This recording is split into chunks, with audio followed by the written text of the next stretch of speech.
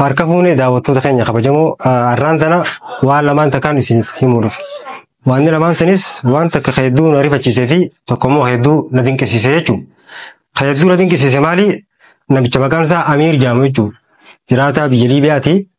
Hajjii goruudhaaf akkuma nama kaanii adeemsa isaa xumurateeti eerpoortiitti argame. Yeroo eerpoortiitti argamu kana waan jara eerpoortiirraa isa mudate waan nama gaddisiisu.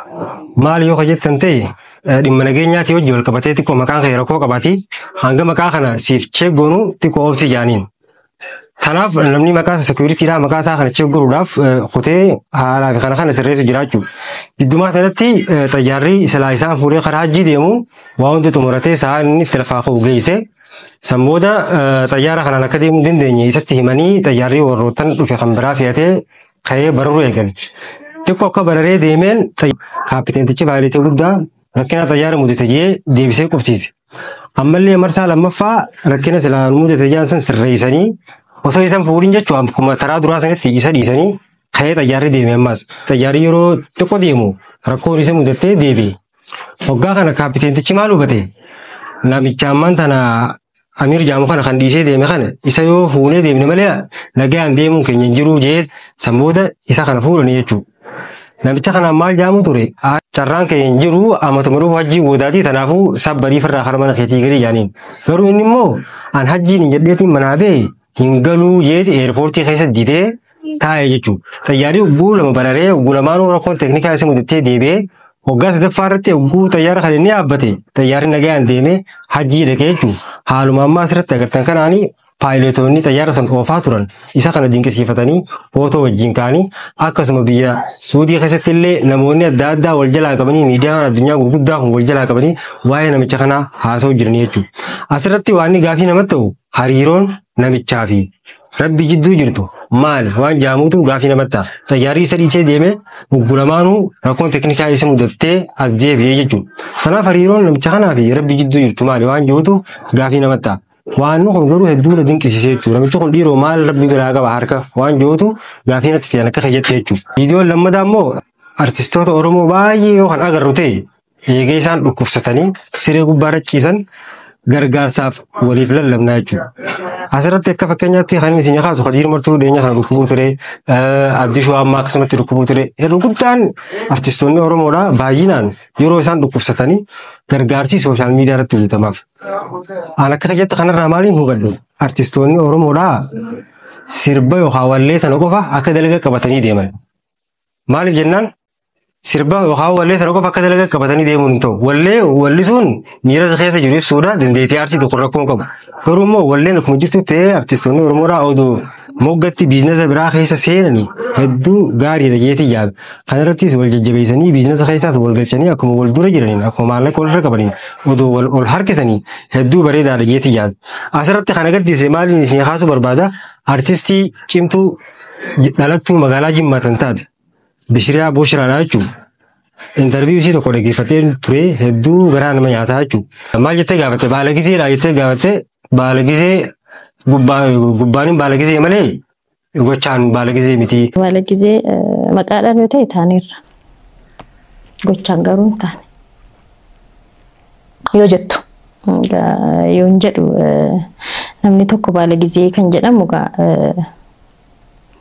wanta ati barbaaddu sinsii guutamee akkuma jettu baandii biiftuu keessa namni hojjetu jedhamu konkolaataa qabaa, mana jireenyaa 2-3 qabaa, maatii isaa biyya alaatti, ijoollee isaa biyya alaatti barumsa barsiisaa kan jedhamu baay'eedha kan jiru.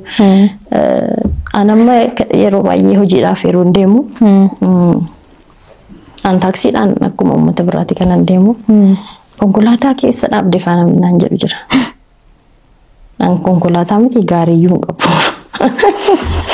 Waa'ee akkama mana harkachuutti na fakkaata waan sangalmaa'uudhaaf akka biiroo wayii dhaqanii achitti namni arge wallistuu beekamtuudha, wallistuu cimtuudha, jaalatamtuudha akka Jimmattii fi akka Oromoo guutuu biratti illee jaalatamtuudha.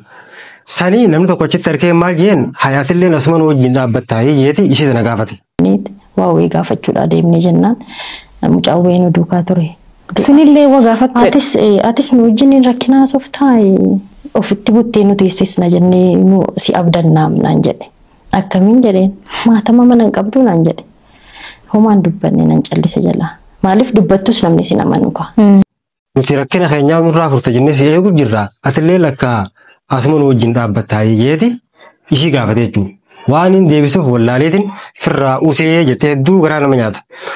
Akkuma nama haanittiin taaskii fayyadama jettee interviiyuu sanarratti akkuma nama haanittiin dalagaa min harkadhees niin dalagadhaa akkasumattiin jiraadhaa ijoolleetti ija guddisaa Finfinnee keessa jiraachaa jiraate.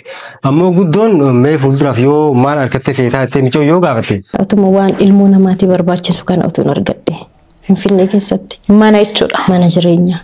An utuu mana jireenyaa argadhe waan biraan barbaadu. Manuma jireenyaa tokko kaniin keessa jiraadhu silaan harkadhee jetteeti deebisaa gooteef. Sadarkaa kanarra jira jechuudha. Anisii akka fakkeenyaattiin kaase malee artistoonni Oromoo irra guddaan rakkina kana keessa jiran.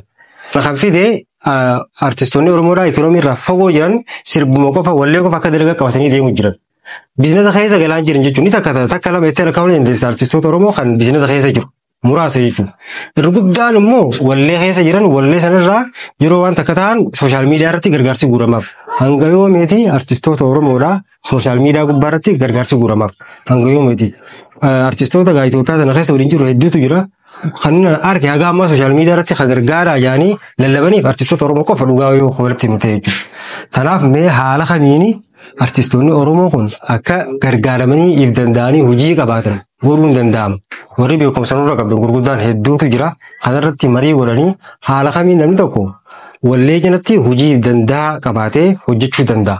Wallee qofa aartii qofa osoo hin ta'in akkamitti biizinasa mataa isaa qabaachuu danda'a. Artistoota Oromoo kan dhalaatis haa ta'u kan dhiiraatis haa ta'u jechuudha. Hanga yoomiiti miidiyaa irratti sadaqaan kadhatamaaf. Kanaatu hedduu gaafii ta'ee saniifin isin dhiyeesse miidiyaa mataa keessan gubbaa waan dhaggeeffataniif guddaa galatoomaa isin jaa viidiyoo biraatti nan gabaarchite minutti chaanaala keenya sabiskiraayib godhaa guddaa galatoomaa torban gaarii isin haa ta'u nagaan na tura.